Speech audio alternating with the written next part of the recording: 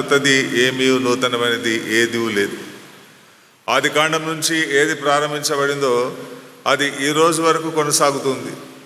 జెనసిస్లోనే ఉండిన human crisis, creation క్రైసిస్ను అనేక మార్లు నేను గుర్తు చేయడం జరిగింది. అది కంటిన్యూ అవుతూనే ఉంది. మొదటి రాకడలో ఒక సిస్టమ్ ప్రతిష్ఠింపబడింది. ఆ సిస్టమ్నకు లోబడిన వారు, ఆ సిస్టమ్ను అంగీకరించి ఫాలో అవుతున్న వారు చాలా అరుదు.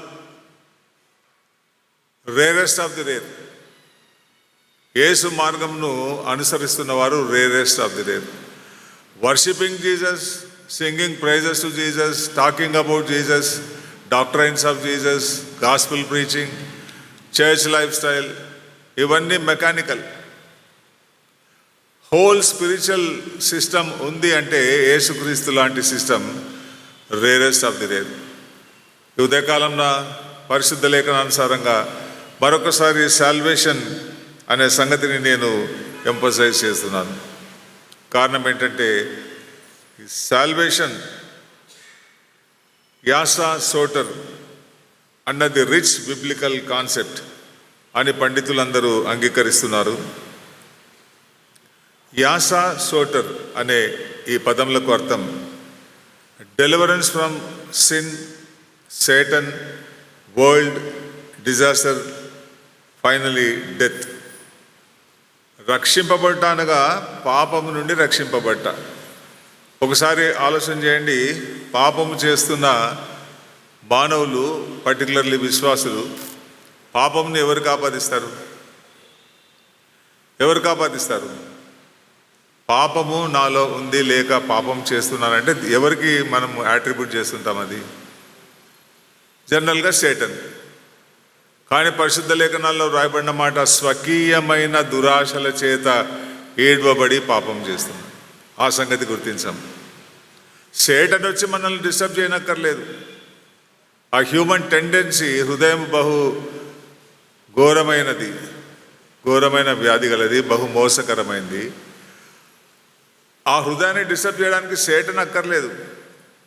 స్వకీయమైన దురాశలు, వాటి వల్లనే లోకంలో సంభవిస్తున్న ఈ క్రైసిస్ అంతా కారణమని నేను మరొక మారు గుర్తు చేస్తున్నాను. Then what is the remedy? The salvation of the triune God. దేవుడైన యెహోవా, తండ్రి అయిన దేవుడు, కుమారుడైన దేవుడు, పరిశుద్ధాత్మ దేవుడు అనుగ్రహించే రక్షణ ప్రణాళిక. ఆ ప్రణాళిక పరిపూర్ణంగా నెరవేర్చిన రోజు we shall have divine style of life. ప్రభునందు ప్రియులారా, ఇట్టి స్థితిలో నేను పలుమార్లు గుర్తు చేస్తున్నట్లు twin weapons granted to us by the Lord in the scriptures. పరిశుద్ధ లేఖనాల్లో 2 ఉపకరణములు దేవుడు మనకు అనుగ్రహించినాడు. వాటిని యుద్ధోపకరణములు అనొచ్చు. The word of God which is sharper than any other double edged sword.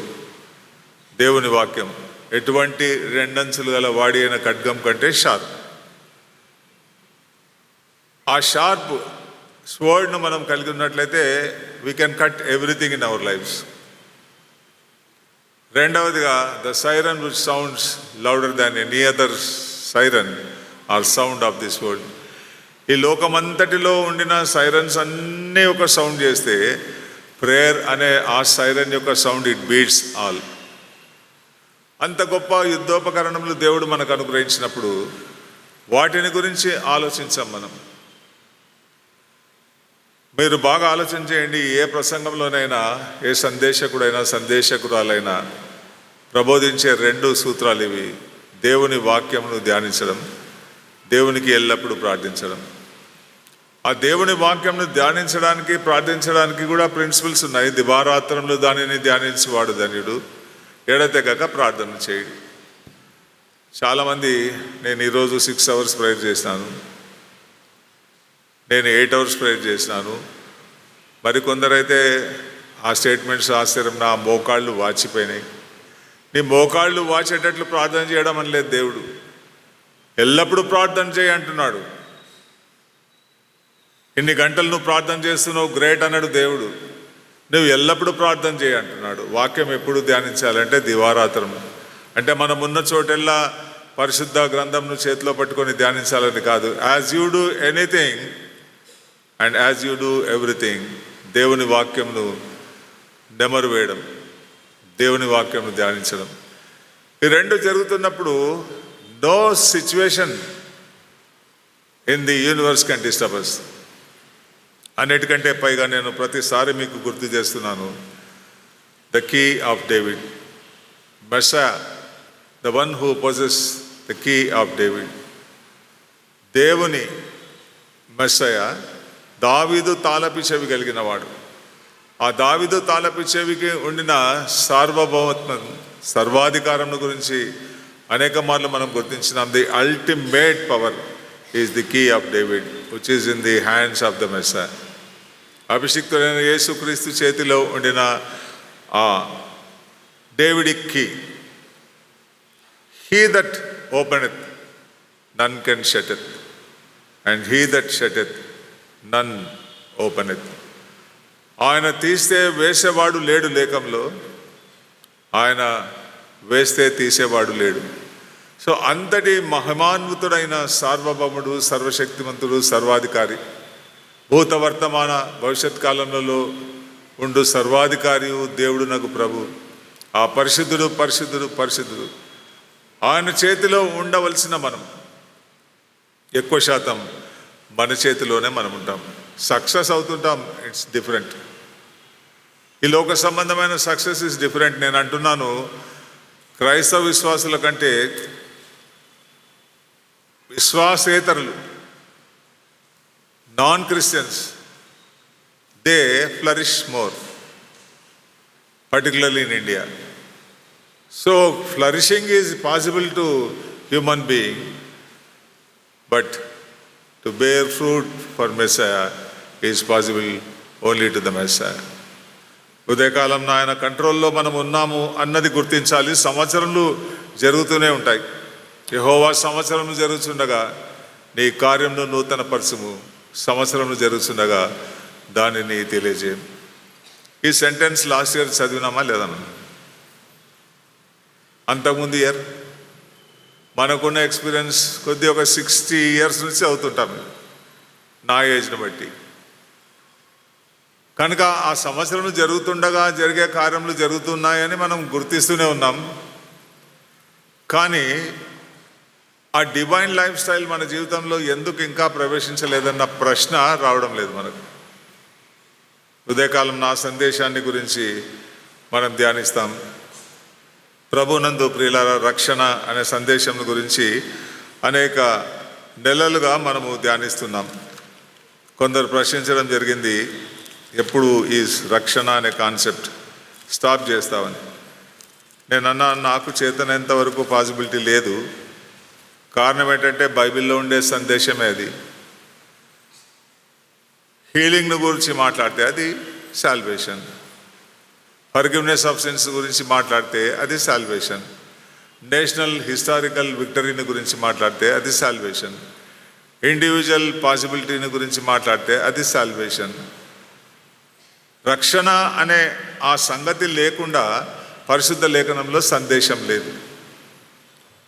Doctor Billy గ్రహాం గారు అనేక మార్లు సూచించినట్లు 66 గ్రంథాల్లో రక్షణ సందేశం ఉంది. 66 గ్రంథాల్లో మెసానిక్ మిస్టరీస్ ఉన్నాయని డాక్టర్ బిల్లీ గ్రహాం గారు ఎన్నో 35 years బ్యాకే సూచించడం జరిగింది, నేను విన్నంతవరకు. నేను ఎందుకు ఇదంతా ఎక్స్ప్లెయిన్ చేస్తున్నానంటే, హెబ్రీ పత్రిక 2వ అధ్యాయంలో ఇంత గొప్ప రక్షణను మనం నిర్లక్ష్యము చేసినడలా ఏలాగు తప్పించుకుందాం.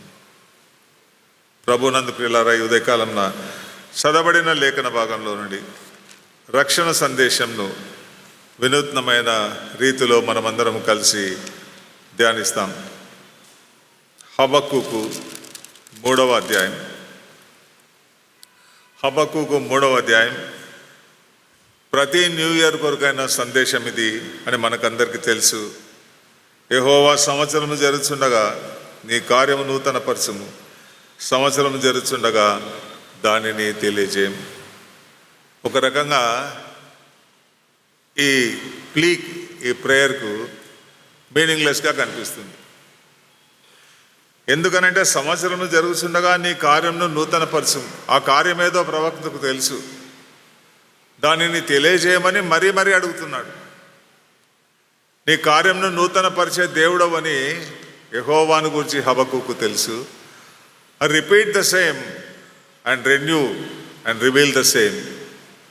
Lord, revive thy work amidst the years, and Lord, reveal thy work amidst the years. It's a continuous prayer. అసలు ప్రతిరోజు ఒక క్రొత్త రోజు మన జీవితాల్లో. 2022 ప్రారంభించబడిందని మాత్రమే కాదు, ప్రతిరోజు న్యూ డే. అనుదినము ఆయనకు వాత్సల్యత పుట్టుచున్నది. నీవెంతైనా నమ్మదగిన దేవుడు. అంత మహిమాన్వితుడు, మహోన్నతుడైన ఆ దేవుని కార్యం గురించి, రక్షణ కార్యం గురించి చదవబడిన లేఖన భాగంలో నుండి మనమందరము కలిసి ధ్యానిస్తాం. రక్షణ సందేశం అని చెప్పడానికి 8వ వచనం. నీ గుర్రములను కట్టుకొని, హబక్కూకు 3:8. నీ గుర్రములను కట్టుకొని రక్షణార్థమైన రథముల మీద ఎక్కి వచ్చుచున్నావు. 13వ వచనం. నీ జనులను రక్షించుటకు నీవు బయలుదేరుచున్నావు. నీవు నియమించిన అభిషిక్తుని రక్షించుటకు బయలుదేరుచున్నావు. 18వ వచనం. నా రక్షణకర్త అయిన నా దేవుని యందు నేను సంతోషించేదను. సో ఈ వర్సెస్ అన్నీ emphatically preach about the salvation. అనగా ఈ నూతన కార్యం అది రక్షణ కార్యం. Repeat the history of salvation అని అడుగుతున్నాడు హబక్కూకు. హబక్కూకు తెలుసు ఇశ్రాయేలు యూదా చరిత్రలో repetition of the deeds of salvation, repetition of history of salvation చాలా స్పష్టంగా హబక్కూకు తెలుసు. క్రీస్తుకు పూర్వం 7వ శతాబ్దంలో ప్రవచించిన ప్రవక్త జెర్మియా కాంటెంపరీ అని పండితులు గుర్తిస్తున్నారు. హబక్కూకు అను పేరునకు అర్థం, అద్భుతమైన పేరు అది. అష్షూరు దేశంలో ఉండే ఒక ప్లాంట్. ఆ ప్లాంట్కు ఉండే తీగలు ఆ ప్లాంట్ను చుట్టుకొనే ఉంటాయి. అవి ఆ ప్లాంట్ అంతా చుట్టుకున్నట్లే కనిపిస్తుంటుంది. ఆ రీతిగా హబక్కూకు అని పేరునకు అర్థం ద వన్ హూ ఎంబ్రేజెస్ గాడ్. దేవుని అల్లుకొనిన వాడు, దేవుని ఎంబ్రేస్ చేసిన వాడు, దేవుని హత్తుకొనిన వాడు, దేవుని కౌగలించుకున్నవాడు, దేవునితో మమేకమైన వాడని చెప్పొచ్చు. He became one with God. అందుకనే క్వశ్చన్ చేస్తున్నాడు దేవుణ్ణి. మొదటి అధ్యాయంలో 7 క్వశ్చన్స్ ఉన్నాయి. 2వ అధ్యాయంలో 7 వోవ్స్ ఉన్నాయి, 7 శ్రమలు. మొదటి అధ్యాయంలో 7 క్వశ్చన్స్. ప్రభునందు ప్రియులారా, దేవుణ్ణి క్వశ్చన్ చేయాలంటే గట్స్ కావాలి. కానీ హబక్కూకు దేవుని 7 ప్రశ్నలు అడుగుతున్నాడు అంటే హబక్కూకు ఉండిన దేవుని పట్ల యాక్సెస్, దేవునితో కలిగిన అవినాభావ సంబంధం, దేవుని ప్రశ్నించడానికి కావలసిన స్థైర్యం హబక్కూకు ఉంది. ఏ ప్రవక్త ఈ రీతిగా దేవుణ్ణి ప్రశ్నించలేదు. ప్రవక్తలందరూ ప్రశ్నించి ఉన్నారు, కానీ ఈయన ప్రశ్నలు అమోఘమైన ప్రశ్నలు. కారణం ఏంటంటే he was speaking about the people of Israel and he was speaking about the whole universe, humanity, మానవ చరిత్రను గురించి కొన్ని ప్రశ్నలు వేస్తున్నాడు. ఈ ఫండమెంటల్ కాన్సెప్ట్ ఈ పరిశుద్ధ లేఖనాల్లో ఇశ్రాయేల్ యూదా ప్రజల్లో జరుగుతున్న ఆ డిజాస్టర్, దాని గురించి ప్రశ్నిస్తున్నప్పుడు దేవుడైన యెహోవా జవాబిస్తున్నాడు. గమనించండి, మొదటి అధ్యాయం 5వ వచనం. అన్యజనులలో జరుగునది చూడుడి, అంతఃపూర్వం ఇశ్రాయేల్లో జరుగుతున్న సంగతి కేవలం విశ్వమందుడి. మీ దినములలో నేను ఒక కార్యం జరిగింతును, అలాగూ జరుగునని ఒకడు మీకు తెలిపినను మీరు అతని నమ్మకయందురు. ఆలకించుడి, తమేవి కాని ఉనికి పట్టులను ఆక్రమించవలనని భూదిగంతముల వరకు సంచరించు ఉద్రేకముల క్రూరులకు కల్దీలను నేను రేపుచున్నాను. To set the people of Israel I'm raising the Chaldeans. కల్దీలు అనగా బబులోనీయులు. సో బబులోనీయులు వచ్చి మిమ్మల్ని సెట్ చేస్తారు. ఆ కాన్సెప్ట్ ప్రవక్తకు నచ్చలేదు. అందుకనే ప్రవక్త అడుగుతున్నాడు, చూడండి 13వ వచనంలో, కపటులను నీవు చూచి దుర్మార్గులు తమ కంటే ఎక్కువ నీతిపరులను నాశనం చేయగా. బబులోనీయులు వారిని గురించి దేవుడైన యెహోవా ఇచ్చిన స్టేట్మెంటే, వారు ఘోరమైన భీకర జనం. 7వ వచనం, ఉద్రేకము గల క్రూరులు, వారు నీతిమంతులకు ఇశ్రాయేలీలను నాశనం చేయగా నీవు చూచి ఎందుకు ఊరుకున్నావు. ఇది హబక్కులో ఉండే ఇంపార్టెంట్ క్వశ్చన్. నిజమే, ఇశ్రాయేల్లో బలాత్కారం జరుగుతున్నది. 2వ వచనం,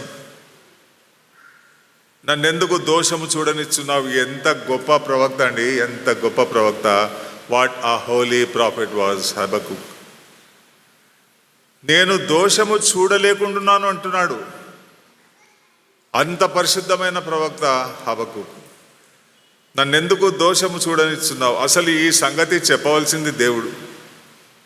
నన్నెందుకు దోషము చూడనిచ్చుచున్నారు అని మానవుని అడగవలసింది దేవుడు. కానీ మానవుడు దేవుణ్ణి అడుగుతున్నాడు, నీవు నన్ను దోషం ఎందుకు చూడనిచ్చుచున్నావు. ఎక్కడి నుంచి వచ్చింది ఈ ఆధ్యాత్మిక స్థితి హబక్కుకు. దేవుణ్ణి ఎంబ్రేస్ చేసుకున్నవాడు, హార్ట్ బీటింగ్ వింటూ ఉన్నాడు. ఆ దేవుని హార్ట్ బీటింగ్ గురించి ఆలోచన చేస్తూ పరిశుద్ధుడుగా జీవిస్తున్న హబక్కుకు వేసిన ప్రశ్న. దానికి జవాబుగా దేవుడైన యెహోవా, బాబిలోనియన్స్ చూస్తారు, వారు మిమ్మల్ని సెట్ చేస్తారు. దానికి కూడా ప్రవక్త అంగీకరించడం లేదు. వారు మాకంటే దుర్మార్గులు కదా, వారు వచ్చి మమ్మల్ని సెట్ చేయవలసిందేనా. అప్పుడు 2వ అధ్యాయంలో దేవుడైన యెహోవా ఒక దర్శనంలో ఇస్తున్న ఆన్సర్. 3వ వచనం, ఆ దర్శన విషయం నిర్ణయ కాలంలో జరుగును, సమాప్తమగుటకై ఆతురపడుతున్నది, అది తప్పక నెరవేరును. బాబిలోనియన్స్ ఇన్వేషన్, దానికి సొల్యూషన్ తప్పక నెరవేరును. అది దర్శనంలో నీకు కనిపిస్తుంది. అది ఆలస్యంగా వచ్చినను దాని కొరకు కనిపెట్టు. అది తప్పక జరుగును, జాగు చేయక వచ్చును. ఈ మెసేజ్ను 2వ వచనంలో, యెహోవా నాకు ఇలాగూ సెలవిచ్చెను, చదువువాడు పరిగెత్తుతూ చదవవీలగునట్లు నీవు ఆ దర్శన విషయంను పలక మీద స్పష్టంగా వ్రాయను. చదువువాడు పరిగెత్తుతూ చదువుతున్నా కూడా స్పష్టంగా అర్థమయ్యేటట్లు రాసేయ ఆ దర్శనాన్ని గురించి. One day I shall save the people of Israel. Situations లోకంలో ఏమి ఉండినప్పటికీ key verse of the Bible, one of the key verses 4వ వచనం, నీతిమంతులు విశ్వాస మూలంగా బ్రతుకుదురు. The just shall live by faith. పరిశుద్ధ లేఖనంలో ఉండే one of the key verses అది, the just shall live by faith. నీతిమంతులు విశ్వాస మూలంగా జీవించు. ఆ లేఖన భాగాన్ని రోమా 1:17, గలతీ 3:1, హెబ్రీ 10:38లో మనం కోట్ చేయడం గుర్తిస్తాం. The just shall live by faith. Situation ఏమైనా ఉండొచ్చు, నీతిమంతుడు విశ్వాస మూలంగా బ్రతుకును. ఉదయకాలంన లోక సంబంధమైన సిచ్యువేషనే కాకుండా పర్సనల్గా డిజాస్టర్ సిచ్యువేషన్ మనకున్నట్లయితే, మనలో ఎవరికైనా ఉండినట్లయితే, the just shall live by faith. కారణం ఏంటంటే అది తప్పక జరిగే కార్యం. ఆ దర్శనము ఆలస్యమైనప్పటికీ జరిగే కార్యం ఆయన నెరవేరుస్తానని ప్రామిస్ ఇస్తున్నప్పుడు ప్రవక్త 3rd చాప్టర్లో ఆ ప్రేయర్ ఆఫ్ ప్రైజ్, ఆ ప్రేయర్ ఆఫ్ థ్యాంక్స్ గివింగ్ కీర్తన పాడుతున్నాడు. ప్రభునందు ప్రియులారా, కేవలం ఆ క్వశ్చన్స్ సూచిస్తాను నేను. అసలు ఇట్లాంటి క్వశ్చన్స్ దేవుణ్ణి అడగవచ్చా అనే ప్రశ్న. 2వ వచనం, 1వ అధ్యాయం, యెహోవా నేను మొరపెట్టినను నీ వెన్నాళ్ళు ఆలకింపవుందువు. 3వ వచనం, నన్నెందుకు దోషము చూడనిచ్చున్నావు. 3వ వచనంలోనే 3వ క్వశ్చన్, బాధ నీవేళ ఊరకయ్యే చూచున్నావు. ఆ తర్వాత మరికొన్ని క్వశ్చన్స్. 4వ క్వశ్చన్ 12వ వచనం, యెహోవా నా దేవ, నా పరిశుద్ధ దేవ, ఆది నుండి నీవు ఉన్నవాడవు కావా. 5వ క్వశ్చన్, దుష్టులు 13వ వచనం, ఎక్కువ నీతిపరులను నాశనం చేయగా నీవు చూచియు ఎందుకు ఊరకున్నావు? 6వ ప్రశ్న 17వ వచనం, ఎల్లప్పుడూ తన బలలో నుండి దిమ్మరించుచున్న వలన వాడు అంటే బబులోను. 7వ ప్రశ్న, ఎన్నటికీ మానకుండా వాడు జనములను హత్య చేయుచుండవలేనా? నువ్వు బబులోనీయులను పంపిస్తున్నావు. ఈ 7 క్వశ్చన్స్ ఉన్నాయి. ఈ 7 క్వశ్చన్స్కు నీవేమని జవాబు చెప్తావు అని అడుగుతున్నాడు ప్రవక్త. 2వ వచనం, 2వ అధ్యాయం 1వ వచనం, ఆయన నాకు ఏమి సెలవిచ్చునో నా వాదం, నా ఆర్గ్యుమెంట్, వ్యాజ్యం, నా వాదం విషయమై నేనేమి చెప్పుతునో చూస్తకై నేను నా కావలి స్థలం మీదను గోపురం మీదను కనిపెట్టుకొని ఉందును. హబక్కులో ఉండిన స్పెషల్ ఫీచర్స్ ఏంటంటే, he was fundamentally a profit, a poet and priest. లివైట్ ఫ్యామిలీలో నుండి వచ్చిన వారు అన్నిటికంటే పైగా కావలి స్థలం మీద గోపురం మీద కనిపెట్టుకొని ఉంది. నీ జీవితంలో, నా జీవితంలో ఈ వాచ్ టవర్ ఉందని. నీ జీవితంలో, నా జీవితంలో కావలి గోపురం ఉందని. మన ఓన్ ఎఫర్ట్స్ ఉన్నాయి, కానీ కావలి గోపురం అంటే కేవలం కావలి వారు రాత్రంతా ఉదయం కొరకు కనిపెట్టుకు ఉన్నట్లు. 143వ కీర్తనలో, 130 కీర్తనలో రాయబడింది, కావలి వారు ఉదయం కొరకు కనిపెట్టుకున్నట కంటే ఎక్కువగా నా మనసు కనిపెట్టుకొనిచున్నది, యెహోవా కొరకు కనిపెట్టుకొని ఉండు. దాని అర్థం ఏంటంటే, కావలి వారు ఉదయం కొరకు కనిపెట్టుకుంటారు, అది ఉదయం జరిగి తీరుతుంది. ఆ రీతిగా యెహోవా సన్నిధిలో కనిపెట్టుకున్న వారికి డాన్ ఉంటుంది, డే స్ప్రింగ్ ఉంటుంది. ప్రభునందు ప్రియులారా, ఉదయకాలంన ఆ సందేశంను ఇస్తున్నప్పుడు 7 శ్రమలను గురించి కేవలం సూచిస్తాను. 2వ అధ్యాయంలో వోస్, 7 వోస్, ఈ బబులోనీలకు కానీ ఇశ్రాయేలులకు కానీ మానవులందరికీ సంబంధించిన శ్రమలు ఇవి. 6వ వచనం, తనది కానీ దానిని ఆక్రమించి అభివృద్ధివానికి శ్రమ. ఈ రోజుల్లో జరుగుతుంది అది. అసలు ప్రజెంట్ డే కాంటెక్స్లో బాప్టిస్ట్ ప్రాబ్లమే ఇది. తమది కాని దాన్ని ఆక్రమించి అభివృద్ధిన వారు. ప్రజెంటే ఉండే కాంటెక్స్ట్ అది. బాప్టిస్ట్ కాంటెక్స్లో వారికి శ్రమ. తాకట్టు సొమ్మును విస్తారంగా పట్టుకొని వానికి శ్రమ, అది 2వది. 3వది, తనకు అపాయము రాకుండానట్లు తన నివాసమును బలపరుచుకొని తన ఇంటి వారి కొరకై అన్యాయంగా లాభము సంపాదించుకుని వానికి శ్రమ. ఇవన్నీ బబులోనీయులు మాత్రమే కాకుండా హ్యూమన్ టెండెన్సీని సూచించే సందేశం. ఇది ఇజ్రాయేలీలు మాత్రమే కాకుండా లోకంలో మానవులందరిలో ఉండే నేచర్, స్వభావం సూచిస్తుంది. ఆ స్వభావం యొక్క ఆన్సర్ దేవుడిస్తున్నాడు. హబక్కుకైతే ప్రశ్నలు ఉన్నాయి, జవాబులైతే దేవుడిస్తూ, ఆ జవాబులు శ్రమతో కూడిన జవాబులు. 4వది, నరహత్య చేయట చేత పట్టణమును కట్టించు వారికి శ్రమ. ఈరోజు పేపర్ చదవండి, ఇట్లాంటి కాన్సెప్ట్ మీకు తప్పకుండా కనిపిస్తుంది. నరహత్య చేయట చేత పట్టణమును కట్టించు వారికి శ్రమ. దుష్టత్వము జరిగించట చేత కోటను స్థాపించు వారికి శ్రమ. ఈ రియల్ ఎస్టేట్స్లో ప్రతిరోజు పేపర్లో చూస్తుంటాం ఇట్లాంటి శ్రమలు. 6వ వచనం, 6వ శ్రమ 15వ వచనం, తన పొరుగువారి మానము చూడవలనని ఘోరమైన ఉగ్రతను కలిపి వారికి త్రాగనిచ్చి వారిని మత్తులుగా చేయు వారికి శ్రమ. 7వది, కర్రను చూచి మేలుకొమ్మని మోగరాతిని చూచి లెమ్మని చెప్పువానికి శ్రమ. 7 ప్రశ్నలు, 7 శ్రమలు జవాబు. వీటన్నిటి యొక్క సారాంశం ఏమంటే, నీతిమంతుడు విశ్వాసములముగా బ్రతుకును. The just shall live by faith. ఈ కాన్వర్జేషన్ అంతా కంప్లీట్ అయిన తర్వాత కావలి గోపురం నుండి మార్నింగ్ జరిగింది ప్రవక్తకు. అప్పుడు ప్రవక్తకు కనిపిస్తున్నది 20వ వచనంలో, అయితే యెహోవా తన పరిశుద్ధాలయంలో ఉన్నాడు, ఆయన సన్నిధిని లోకమంతయు మౌనముగా ఉండునుగాక. యెహోవా పరిశుద్ధాలయంలో ఉన్నప్పుడు ఉండవలసిన ఫండమెంటల్ ఫీచర్ ఏంటంటే, సర్వలోకము మౌనముగా ఉండాలి. కానీ మన కాంగ్రిగేషనే కాదు, ఎక్కడైనా చూస్తుందండి. నేను టీవీలో కూడా కొన్ని కాంగ్రిగేషన్ చూస్తుంటాను, మాట్లాడుతూనే ఉంటారు.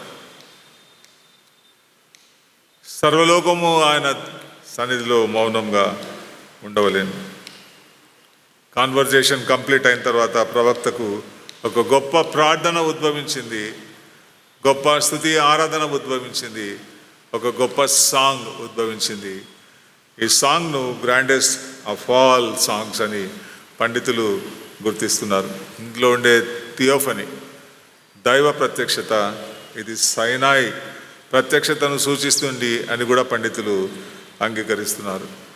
కనుక ఈ ఉదయకాలం నా ప్రభునందు ప్రియులారా, రెవల్యూషన్ ఆఫ్ సాల్వేషన్, ఈ సందేశాన్ని మనం ధ్యానిస్తున్నాం. లోకంలో ఉన్న సిచ్యువేషన్ అంతా ఫస్ట్ సెకండ్ చాప్టర్స్లో చాలా స్పష్టంగా కనిపిస్తుంది. ఈ సిచ్యువేషన్స్లో యెహోవా సంవత్సరం జరుగుతుండగా నీ కార్యం నూతనపరచుము, సంవత్సరం జరుగుతుండగా దానిని తెలియజేయి. 3వ వచనం 3వ అధ్యాయం. దేవుడు తేమాలో నుండి బయలుదేరుచున్నాడు, పరిశుద్ధ దేవుడు పారాన్లో నుండి వేయించేయుచున్నాడు. తేమాను, పారాను అనే పదములు సైనాయిని సూచించేవని ద్వితీయోపదేశ కాండంలో మనం గుర్తిస్తాం. చూడండి, ద్వితీయోపదేశ కాండం 33వ అధ్యాయం 2వ వచనం. ద్వితీయోపదేశ కాండం 33వ అధ్యాయం 2వ వచనం. దైవజనుడైన మోషే మృత్యునందక మునుపు అతడు ఇశ్రాయేలును దీవించిన విధమిది. అతడు ఇట్లనెను, యెహోవా సీనాయి నుండి వచ్చెను, షేర్లో నుండి వారికి ఉదయించెను. ఆయన పారాను కొండ నుండి ప్రకాశించెను, వేవేల పరిశుద్ధ సమూహముల మధ్య నుండి ఆయన వచ్చెను. ఈ హోరేబ్, సైనాయికి మరొక పేరు హోరేబను, దేవుని పర్వతం. ఈ లేఖన భాగంలో కనిపిస్తున్న పర్వతాలన్నీ ఆ సైనాయి ఈవెంట్ను రిపీట్ చేస్తున్నాయని పండితులు అంగీకరిస్తున్నారు. ఎందుకన్నా సైనాయి ఈవెంట్, హోరేబ్ ఈవెంట్ అన్నది ఇశ్రాయేలు చరిత్రలో ఈ రోజుకు ఫరెవర్ ముద్రింపబడిన ఒక అద్భుతమైన సంఘటన. ఐగుప్తులో నుండి ఇశ్రాయేలును విమోచించడానికి సీనాయి పర్వతంపై దేవుడైన యెహోవా చేసిన ఆ రక్షణ కార్యం, ఆ విమోచన కార్యం ఈ రోజు వరకు ఇశ్రాయేలు చరిత్రలో అది స్టాండర్డ్. మీరు ఎవరినైనా ఇజ్రాయెలైట్ను ఒకవేళ కన్సల్ట్ చేస్తే అడగండి, what the Lord did for you, మీ కొరకు మీ దేవుడైన యెహోవా చేసిన కార్యం ఏంటంటే, they will just go back to Egypt. ఐగుప్తులో నుండి, ఎర్ర సముద్రంలో నుండి మమ్మల్ని విమోచించి సీనాయి పర్వతంపై మాకు ధర్మశాస్త్రం ఇచ్చినవాడు. పగలు మేఘస్తంభంగాను, రాత్రి అగ్నిస్తంభంగాను 40 years మాతో ఉండినవాడు. అనేక అద్భుత కార్యములను, ఆశ్చర్యక్రియలను జరిగించినవాడు. మమ్మను పోషించినవాడు, మమ్మను సంరక్షించినవాడు, మాతో నిబంధన చేసినవాడు. ఈ సంగతులు ఇశ్రాయేలు ఈ రోజు వరకు ఇచ్చే ఆన్సర్. పోనీ అది ఇశ్రాయేలుకు పరిమితమా అనంటే, ప్రకటన గ్రంథంలో కూడా 12 గోత్రముల పేర్లు ఉన్నాయి. నూతన ఆకాశము, నూతన భూమి, దేవుని పెళ్లి కుమార్తె, గొర్రెపిల్ల పెళ్లి కుమార్తె అలంకరింపబడిన రీతిలో 12 గోత్రముల పేర్లు ఉన్నాయి, 12 అపొస్తలుల పేర్లు ఉన్నాయి. సో ఆ 12 గోత్రముల పేరు ఉంది అంటే సైనాయి ఈవెంట్ ఆది కాండం నుండి ప్రకటన గ్రంథం వరకు రిపీట్ అవుతూనే ఉంది. ఆది కాండంలో కూడా 430 years ఉంటారు అని అబ్రాహాముతో దేవుడైన యెహోవా సెలవిచ్చిన ప్రాఫెసీ. ఆది కాండం నుండి ప్రకటన గ్రంథం వరకు ఉండిన చరిత్ర ఇశ్రాయేలు చరిత్ర. ఆ ఇశ్రాయేలు చరిత్రలో క్రీస్తు ద్వారా నూతన ఇశ్రాయేలు దేవుని ఇశ్రాయేలుగా మారినప్పటికీ the concept did not change. పాత నిబంధనలో ఉండిన ఆ కాన్సెప్టే మోషే కీర్తనయు, గొర్రెపిల్ల కీర్తనయు, అల్టిమేట్ సాంగ్ ఇన్ హెవెన్. ఆ సంగతి హబక్కుకు తెలుసు కనుక అంటున్నాడు, దేవుడు తేమాలో నుండి బయలుదేరుచున్నాడు, పరిశుద్ధ దేవుడు పారాన్లో నుండి వేయిచున్నాడు. పరిశుద్ధ దూతలతో, వేవేల పరిశుద్ధ దూతలతో కలిసి ఆయన వచ్చుచున్నాడు. ప్రభునందు ప్రియులారా, పర్వతములంతా పరిశుద్ధత, రక్షణ ప్రత్యక్షతలో ఉండవలసిన మొట్టమొదటి ఆధ్యాత్మిక సత్యం పర్వతములంతా పరిశుద్ధత. పర్వతములంతా పరిశుద్ధత కలిగి ఉండాలి అన్నది దేవుని ప్రణాళిక కనుక ఆయన పరిశుద్ధ దేవుడు పరిశుద్ధ దేవదూతల సమూహంతో దిగి వచ్చుచున్నాడు మానవులకు పరిశుద్ధతను అనుగ్రహించడానికి. The holiness like mountains. విశ్వాస జీవితంలో ఉండవలసిన పరిశుద్ధత, మౌంటైన్ హోలీనెస్. 15వ కీర్తనలో 15వ అధ్యాయం నిర్గమకాండంలో పరిశుద్ధతను బట్టి నీవు మహనీయుడు. ఎందుకు నువ్వు గ్రేట్ అంటే నీ పరిశుద్ధతను బట్టే. There may be great gods and goddesses, but you are greatest among them. దేవతలందరికంటే పైన మహాత్యం గల మహారాజు. కారణం ఏంటంటే నీ ఒక్కడవే పవిత్రుడు, నీ ఒక్కడవే పరిశుద్ధుడవు. పర్వతములంతా పరిశుద్ధత కలిగిన వాడవు. ఆ పరిశుద్ధతను మాకు అనుగ్రహించడానికి నీ రక్షణ ప్రణాళిక. పర్వతం అంత పరిశుద్ధత కలిగిన ఒక స్పెషల్ పర్సన్ ఉన్నాడు ఓల్డ్ టెస్ట్మెంట్లో. ఎవరైనా చెప్తారా? చాలా స్పెషల్ పర్సన్, పర్వతములంతా పరిశుద్ధత కలిగిన వాడు. తెలుసు మీకు, చెప్పండి. జోసెఫ్. చూడండి, నాతో కలిసి 15వ కీర్తన చదువుదాం. ఇది చాలా ఫేవరెట్ సాంగ్ నాకు. ఇది కోర్స్ నేను విన్నది ఈ బోర్డింగ్స్లో, హాస్టల్స్లో స్టూడెంట్స్ కొరకు మిషనరీలు, అప్పుడున్న వార్డెన్స్ నేర్పించిన సాంగ్ అది. యెహోవా నీ గుడారంలో అతిథిగా ఉండదగిన వాడేవాడు, నీ పరిశుద్ధ పర్వతం మీద నివసింపదగిన వాడేవాడు. యెహోవా నీ గొప్ప గుడారంలో అతిథిగా ఉండదగిన వాడేవాడు, నీ పరిశుద్ధ పర్వతం మీద నివసింపదగిన వాడేవాడు. ఒక ఎకో ఉండేది కర్నూల్లో 50-60 ఇయర్స్ బ్యాక్. ఏ మిషన్ కాంపౌండ్కి వెళ్ళినా ఈ సాంగ్ యొక్క ఎకో, నేను అంటున్నాను, అది కర్నూలంతా వినిపించేది. నీ పరిశుద్ధ పర్వతంపై నివసింపదగిన వాడేవాడు. దేవుడు నీ నుండి నా నుండి కోరే పరిశుద్ధత, పర్వతమంతా పరిశుద్ధత. కనుక ఈ రక్షణ కార్యంలో మొట్టమొదటి ఆధ్యాత్మిక సత్యం, ఈ రక్షణ పర్వతములంతా పరిశుద్ధతను అనుగ్రహించే రక్షణ. అది కృత నిబంధనలో మనం గమనించినప్పుడు, యేసుక్రీస్తు జన్మించినప్పుడు రక్షకుడు మీ కొరకు పుట్టి ఉన్నాడు. అప్పుడు ఆ inauguration of the original Christmas ఎవరి ద్వారా జరిగింది? ఆ దూతతో కూడా ఉండిన పరలోక సైన్య సమూహం. ఒకసారి ఊహించండి, పరలోక సైన్య సమూహం ఎంత ఉండొచ్చని. ఈ క్రిస్మస్ అప్పుడు, న్యూ ఇయర్ అప్పుడు మనకుండిన సమూహం చాలా గొప్పది. ఇటువంటి సమూహం కంటే కొన్ని కోట్ల రెట్లు ఎక్కువైన సమూహం పరలోకం నుండి వచ్చి ఒరిజినల్ క్రిస్మస్ను సెలబ్రేట్ చేశారు. కారణం ఏంటంటే ఆ రోజు లోకానికి పరిశుద్ధుడు జన్మించినాడు. ఆ లోకం, ఆ బెత్లెహేంలో పశువుల శాలలో, పశువుల తొట్టిలో జన్మించిన ఆ శిశువు పరిశుద్ధుడు. ఆయన పరిశుద్ధుడై దేవుని కుమారుడు అనబడను. పరిశుద్ధతను లోకానికి ఇవ్వవచ్చిన క్రీస్తు. అదే క్రిస్మస్ సందేశం. ఈరోజు పరిశుద్ధతను లోకానికి ఇస్తున్నవాడు క్రీస్తు. రాబో కాలంలో లోకానికి పర్వతములంతా పరిశుద్ధతను అనుగ్రహించేవాడు క్రీస్తు. యుగ సమాప్తి వరకు మనతో కూడా ఉండి మనకు పరిశుద్ధతను అనుగ్రహించేవాడు క్రీస్తు. రక్షణ అనగా పర్వతములంతా పరిశుద్ధత. మన పరిశుద్ధతను బేరీజ్ వేసుకుందాం. మన పరిశుద్ధతను గురించి ఆలోచన చేద్దాం.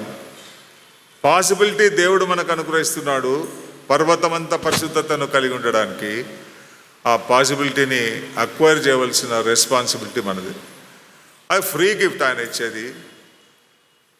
హోలీనెస్ అనేది నీకు నాకు సాధ్యం కాదు. ఆ హోలీనెస్ అనేది ఆయన ఇచ్చిన ఫ్రీ గిఫ్ట్. అది మనకు వచ్చిన ప్రాబ్లం అంతా రిసీవ్ చేసుకోవడం. ఎందుకని రిసీవ్ చేసుకోము అని అంటే స్వకీయమైన దురాశల చేత. ఉదయకాలం నా ప్రభు మనతో మాట్లాడుతున్నాడు. యెహోవా సంవత్సరం జరుగుతుండగా నీ రక్షణ కార్యమును నూతనపరచుము. సంవత్సరం జరుగుతుండగా దానిని మాకు తెలియజేయము. యెహోవా నీ రక్షణలో ఉండే పర్వతములంతా పరిశుద్ధత మాకు అనుగ్రహించుము. హబక్కూకు గొప్ప పరిశుద్ధునిగా ప్రవక్తగా మాట్లాడి ఇప్పుడు ప్రార్థన చేస్తున్నాడు. Lord, make me whole, make me more holy. నీ అంతటి పరిశుద్ధతను నాకు అనుగ్రహించు అనే ప్రార్థనా సంగీతం. షిగ్యోత్ అనే రాగంతో పాడదగినది అని వ్రాయబడింది ఇంగ్లీష్లో. దాని అర్థం ఏంటంటే make a noise with the drums and instruments of strings. తంతి వాద్యములతో పాడదగిన కీర్తన అని వ్రాయబడింది. ఆ తంతి వాద్యములతో పాడడానికి, ఆ స్ట్రింగ్స్తో పాడడానికి, ఆ డ్రమ్స్తో పాడడానికి కారణం ఏంటంటే ఆయన కలుగజేసే పర్వతంలంత పరిశుద్ధత. పర్వతంలంత పరిశుద్ధత నాకు కలుగుతుంది అంటే అప్పుడు చేయవలసిన సౌండ్ చాలా గ్రేట్ సౌండ్. ఆ రీతిగా పాడండి అని ప్రవక్త మనల్ని ప్రేరేపిస్తున్నాడు. మొట్టమొదటిగా యెహోవా సంవత్సరం జరుగుతుండగా నీ కార్యం నూతనపరచుము, సంవత్సరం జరుగుతుండగా దాన్ని తెలియజేయము, పర్వతంలంతా పరిశుద్ధతను మాకు అనుగ్రహించు. రెండవదిగా 3వ వచనంలో ఆయన మహిమ ఆకాశ మండలం అంతటను కనపడుచున్నది. అందుకనే 19వ కీర్తనలో ఆకాశంలో దేవుని మహిమను వివరించుచున్నవి, అంతరిక్షం ఆయన చేతి పని ప్రచురపరుచున్నవి. ఆకాశం వైపు చూసినప్పుడు ఆయన మహిమ కనిపిస్తుంది. ఎప్పుడైనా మనం ఆకాశం చూసినప్పుడు ఆయన మహిమను చూసినామా? ట్రూగా చెప్పండి. అనుకొని ఉండొచ్చు మనసులో ఆయన మహిమ అని, కానీ ఎప్పుడైనా ఆకాశంను చూసినప్పుడు ఆయన మహిమను నేను చూచి ఉన్నాను అని చెప్పగలిగిన విశ్వాసులంగా మనం ఉన్నాము. ఆకాశ మండలంలో ఆయన మహిమ కనబడుచున్నది. ప్రభునందు ప్రియులారా, అందరూ పాపం చేసి దేవుడు అనుగ్రహించి మహిమను పొందలేకపోతున్న లోకంలో పర్వతంలంతా రక్షణ మహిమను తీసుకొని వచ్చిన వాడు యేసుక్రీస్తు. తండ్రి వలన కలిగిన అద్వితీయ కుమారుని మహిమ వలె ఆయన మహిమను కనుగొంటుంది. యేసుక్రీస్తు తన మహిమను మనతో షేర్ చేసుకోవడానికి ఈ లోకంలో ప్రవేశించి ఉన్నాడు. అంత మాత్రమే కాకుండా ఆయన చేసిన కార్యములన్నీ మహిమ కార్యములు, ఆయన చేసిన బోధలన్నీ మహిమ బోధలు, ఆయన మరణం మహిమ మరణం, ఆయన పునరుద్ధానం మహిమాన్వితమైన పునరుత్థానం, ఆయన ఆరోహణం మహిమతో కూడుకున్నది, ఆయన రెండవ రాకడలో మహిమతో రాబోతున్న ఆ రారాజును గురించి మనం ధ్యానిస్తున్నాం. ఆయన చేసిన కార్యములన్నింటిలో మహిమను గురించి మనం ధ్యానిస్తున్నాం. ప్రభునందు ప్రియులారా, మత్తయి సువార్త 15వ అధ్యాయం 29వ వచనం. అనేక సంగతులు ఉన్నాయి కానీ ఒక లేఖన భాగాన్నే సూచిస్తున్నాను. మహిమను గురించిన లేఖన భాగం మత్తయి సువార్త 15వ అధ్యాయం 29వ వచనం.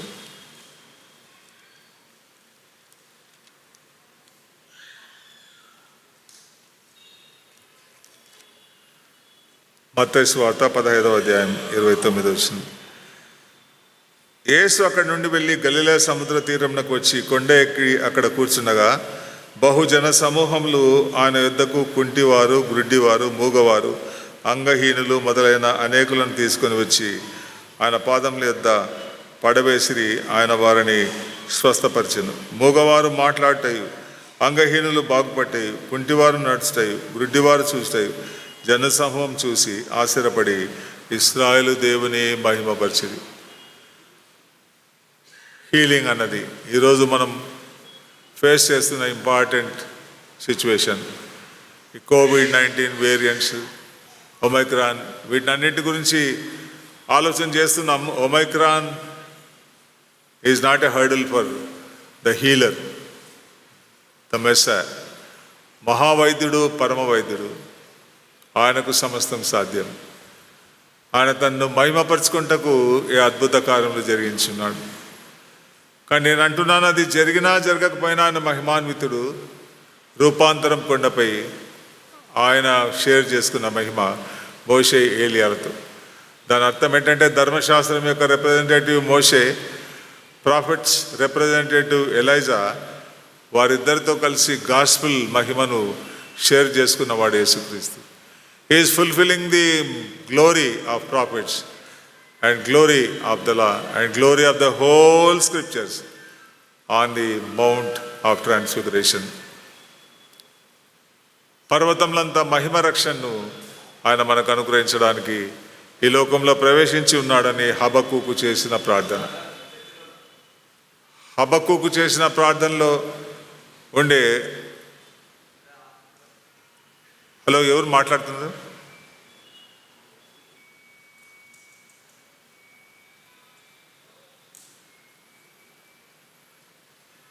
ఓకే, హబక్కుకు చేసిన ప్రార్థనలో ఉండే రక్షణ కార్యం.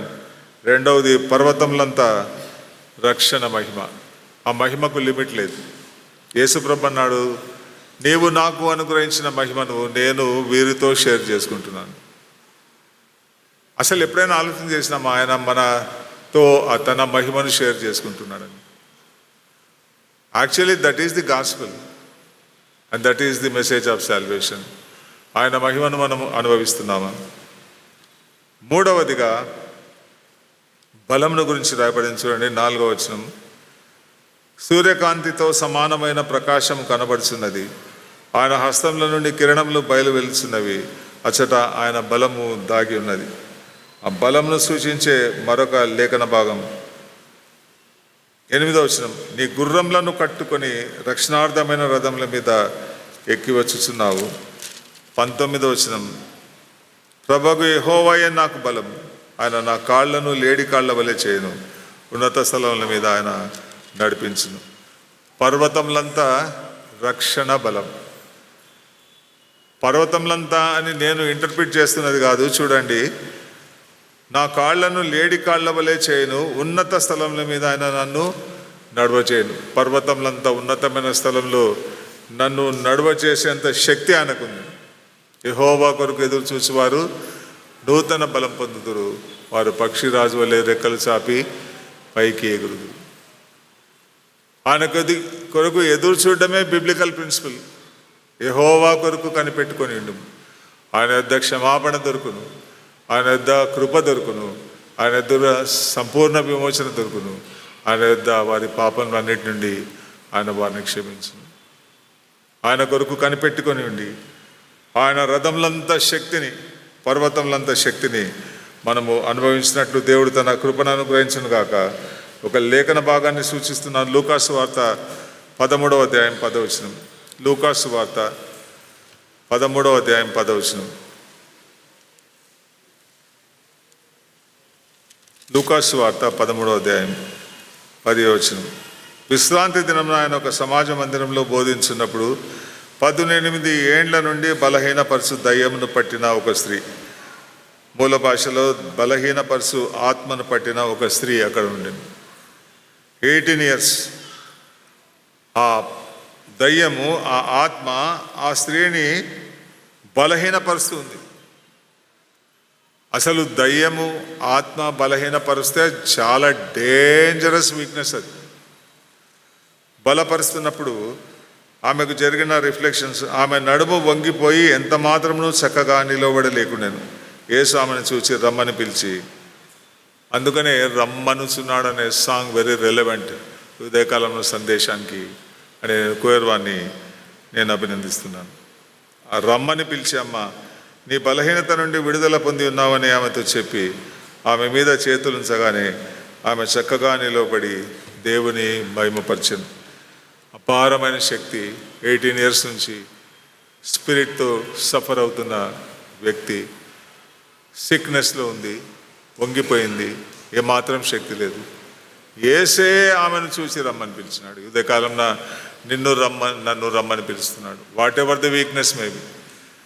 ఎన్ని సంవత్సరంలో వీక్నెస్ అయినా అయి ఉండొచ్చు. శరీర సంబంధమైనది కానీ, మానసిక సంబంధమైనది కానీ, ఆధ్యాత్మిక సంబంధమైనది కానీ, సాంఘిక సంబంధమైనది కానీ, ఈ లోకంలో ఎటువంటి సంబంధమైన వీక్నెస్ నీకు నాకున్నా జీసస్ ఈజ్ కాలింగ్ టుడే. రమ్మనుచున్నాడు. వచ్చినప్పుడు ఆయన చక్కగా నిలబెట్టే సర్వశక్తిమంతుడు. 3వ ఆధ్యాత్మిక సత్యం, పర్వతములంత బలం. పర్వతములంత బలంను, రక్షణను ఇచ్చేవాడు యేసుక్రీస్తు. అది హబక్కుకు ప్రవక్త రచించిన కీర్తనలో ఉంది. ఆయన నా కాళ్లను లేడి కాళ్ల వలె చేయను, ఉన్నత స్థలముల మీద నన్ను నడువ చేయను. చివరిగా ఆనందం గురించి హబక్కుకు రాస్తున్నాడు. అనేక సంగతులు ఉండొచ్చు, నేను ముగిస్తున్నాను. 18వ వచనం. నేను యెహోవా యందు ఆనందించేదను, నా రక్షణకర్త అయిన నా దేవుని యందు సంతోషించేదను. చాలా రిచ్ ప్రాఫిట్. రిచ్ ప్రాఫిట్ అని చెప్పడానికి కారణం ఏంటంటే, పైనున్న వర్సెస్ చూడండి. పైనున్న వర్సెస్. అంజూరపు చెట్లున్నాయి ఆయనకు, ఎక్కడో అంజూరపు చెట్లున్నాయి, అవి పూయకుండాను నేను నా దేవుని యందు సంతోషించేదని అనడం లేదు ఆయన. ఆయన కాంటెక్స్లో అంజూరపు చెట్లు ఉండే కాంటెక్స్లో ఉన్నాడు ఆయన. రెండవది, ద్రాక్ష చెట్లు కలిగిన వాడు, ఒలివ చెట్లు ఉండినవాడు, చేరులో పంటలు కలిగినవాడు, గొర్రెలు దొడ్డిలో కలిగినవాడు, శాలలో పశువులు కలిగినవాడు. యోబు లాంటి రిచ్ పర్సన్. అట్లాంటి రిచ్ పర్సన్ అంటున్నాడు, అవన్నీ లేకుండా నేను యెహోవా యందు ఆనందించేదను, నా రక్షణకర్త అయిన నా దేవుని యందు నేను సంతోషించేదను. కారణం ఏంటంటే బుద్ధి జ్ఞాన సర్వసంపదలు ఆయన యందు గుప్తమైనవి. అంజూరపు చెట్లు ఇవ్వని ఐశ్వర్యం, ద్రాక్ష చెట్లు ఇవ్వని ఐశ్వర్యం, ఒలివ చెట్లు ఇవ్వని ఐశ్వర్యం, పైరు పంటలు ఇవ్వలేని ఐశ్వర్యం, గొర్రెలు ఇవ్వలేని ఐశ్వర్యం, పశువులు ఇవ్వలేని ఐశ్వర్యం, బుద్ధి జ్ఞాన సర్వసంపదలు ఆయన యందు గుప్తమైనవి. పర్వతమంతా ఐశ్వర్యం, ఆనందం ఇచ్చే రక్షణ ఇది. కనుక ప్రభునందు ప్రియులారా, చాలా చాలా అద్భుతమైన అమూల్యమైన ఆశీర్వాదకరమైన ప్రార్థన హబక్కూకు మనల్ని ప్రాంప్ట్ చేస్తున్నాడు ఈరోజు. యెహోవా నీ కార్యం సఫలపరచుము. యెహోవా సంవత్సరం జరుగుతుండగా నీ కార్యమును బయలుపరచుము, నీ కార్యమును నూతనపరచుము, దానిని మాకు తెలియజేయము. నీ కార్యంలో నీవు మాకు అనుగ్రహించిన రక్షణ ప్రత్యక్షత, పర్వతములంతా పరిశుద్ధత కలిగిన రక్షణ, పర్వతములంతా మహిమ కలిగిన రక్షణ, పర్వతములంతా శక్తి కలిగిన రక్షణ, పర్వతములంతా ఆనందం కలిగిన రక్షణ. పేతురు అంటాడు, చెప్పనశక్యంలో మహిమాన్వితమైన సంతోషం. మీరు గమనించండి, లూకాసు వార్త 24వ అధ్యాయం 41వ వచనంలో గ్రేట్ జాయ్, అది యేసు ప్రభు జన్మించిన రోజు నుంచి ఉంది. సర్వలోకమునకు కలుగు మహా సంతోషకరమైన శుభవర్తమానం. కానీ పునరుద్ధానమందు చూడండి, 24వ అధ్యాయం 41వ వచనం, ఆయన రెజరెక్షన్ రెవల్యూషన్ చేసినప్పుడు తన చేతులను పాదములను వారికి చూపినప్పుడు వారు సంతోషం చేత ఇంకనూ నమ్మక ఆశ్చర్యపడుచుండగా, ఆ తర్వాత ఆయన ఆరోహణ అవుతున్నప్పుడు 50వ వచనం, ఆయన బేతనీ వరకు వారిని తీసుకొని పోయి చేతులెత్తి వారిని ఆశీర్వదించెను. వారిని ఆశీర్వదించుండగా ఆయన వారిలో నుండి ప్రత్యేకింపబడి పరలోకమునకు ఆరోహణుడైన వారు ఆయనకు నమస్కారం చేసి. ఉదయకాలంలో యేసుకు ఎప్పుడైనా నమస్కారం చేస్తామని,